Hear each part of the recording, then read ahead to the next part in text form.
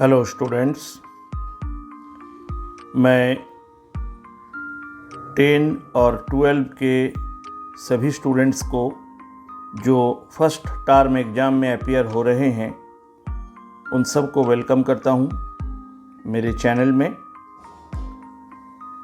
और आज हम बताएंगे कि कैसे हम OMR शीट में आंसर को फिलअप करें।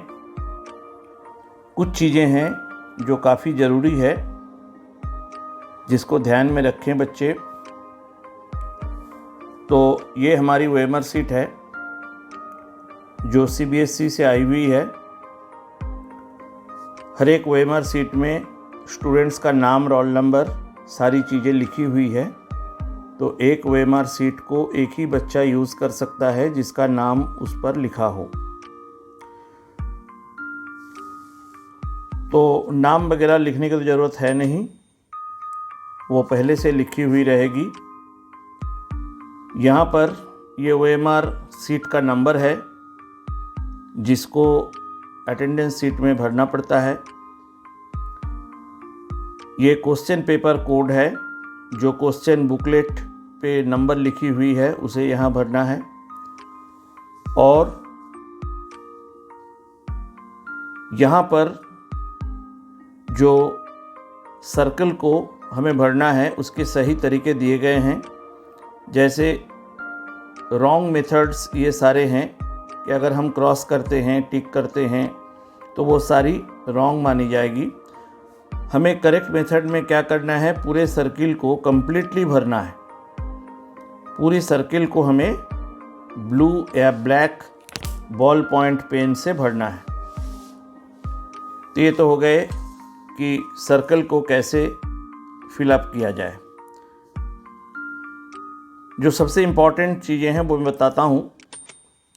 जैसे यहाँ पर हम देख रहे हैं कि इस OMR शीट में 60 ऑप्शंस हैं।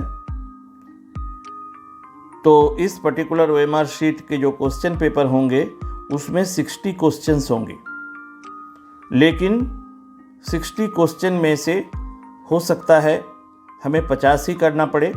वो क्वेश्चन पेपर में लिखी रहेगी क्लियरली कि हमें 50 करना है या 55 करना है या 45 करना है।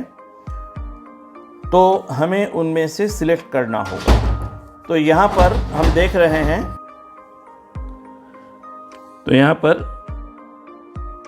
अगर हमें 60 में से 50 क्वेश्चंस करना हो तो हमें 10 क्वेश्चन छोड़ना होगा। तो हो सकता है कि किसी क्वेश्चन में ग्रुप भी बना हो, सेक्शंस बना हो, और ये ज़रूरी है कि सेक्शन A से हमें 10 करने हैं, सेक्शन B में से 10 करने हैं। तो अगर सेक्शन A में 15 क्वेश्चन है या 14 क्वेश्चन है, उसमें से 10 करना है तो हमें 4 छोड़ना है। अगर सेक्शन B में भी 15 है, उसमें से हमें 10 करना है तो 5 छोड़ना है। तो छोड़ते समय जिस क्वेश्चन को छोड़ेंगे उसका भी मार्क यहाँ पड़ना है। सबसे पहले हम ये देख लें कि अगर हम क्वेश्चन नंबर 1 को कर रहे हैं तो 1 में 4 ऑप्शन है ABCD, जिनमें से कोई एक ऑप्शन करेक्ट होगा। तो यहाँ पर सिर्फ जो करेक्ट ऑप्शन है उसी सर्कल को भरना ही काफ़ी नहीं है, बल्कि इसके सामने में जो बॉक्स है उसमें उस ऑप्शन को लिखना भी है। जैसे पहला क्वेश्चन का अगर आंसर C ऑप्शन है तो हम C ऑप्शन को भरेंगे कंप्लीटली, और यहाँ पर हम C लिखेंगे। पहले ये कंपलसरी नहीं था कि हम इसे स्मॉल c भी लिख सकते हैं, लेकिन एग्ज़ाम के बीच में ये इंस्ट्रक्शन आई है कि हम जो ऑप्शन यहाँ भरेंगे वो कैपिटल लेटर्स में भरना है। तो रिमेंबर स्टूडेंट्स कि यहाँ हमें सही ऑप्शन को कलर करना है और उस ऑप्शन का जो नंबर है ABCD में से कोई भी है उसको यहाँ पर बॉक्स में भरना है। और एक चीज़ बता देते हैं कि बॉक्स में जो ऑप्शन भरी जाएगी, टीचर जब चेक करेंगे तो उसी बॉक्स वाले ऑप्शन को ही मानना है। अगर हमने यहाँ पर ऑप्शन बी भरा है और यहाँ पर हमने डी लिख दिया है और डी ऑप्शन करेक्ट है, लेकिन हमने यहाँ बी भरा है, लेकिन यहाँ पर हमने डी लिखा है, तो हमारा आंसर सही होगा।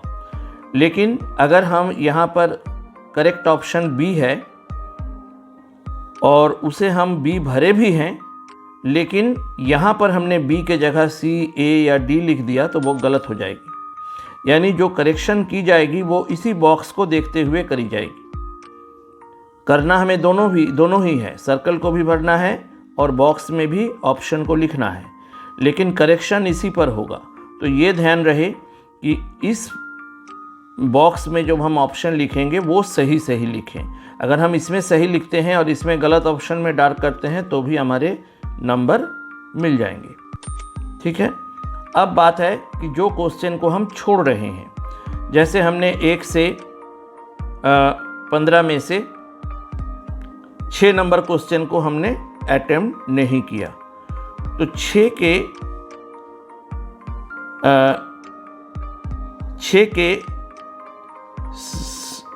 6 वाले जो ये इसके ऊपर हैश का चिन्ह दिया हुआ है, तो इस 6 वाले नंबर वाले को हमको भर देना है।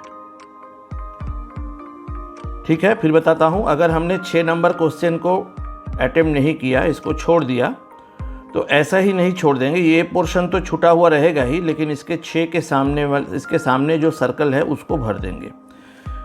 फिर हमने 7, 8, 9, 10, 12, मान लो 13 नंबर को फिर हमने छोड़ा, तो 13 नंबर सर्कल को हम भर देंगे। इसका मतलब इस कॉलम में भरी हुई सर्कल्स ये बताएगा कि वो क्वेश्चन हमने छोड़ दिया है, लेफ्ट कर दिया है। इसी तरह से सारे 60 क्वेश्चन में से अगर 85 हमें करना है तो 10 क्वेश्चन हमें इस तरह से छोड़ना होगा, और उन 10 क्वेश्चन के सामने जो ये कॉलम है जिसके ऊपर हैश है, वो वाले जो क्वेश्चन को हमने छोड़ा उस क्वेश्चन के सामने के सर्कल को भी हमें कम्प्लीटली फिलअप करना है।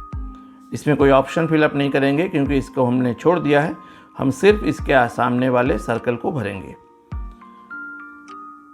मेरे समझ से तुम्हें ये क्लियर हो गई है कि कैसे OMR शीट को करेक्ट भरा जाए। और यहाँ पर ये इंस्ट्रक्शन दी भी गई है कि darken circle if questions not attempted.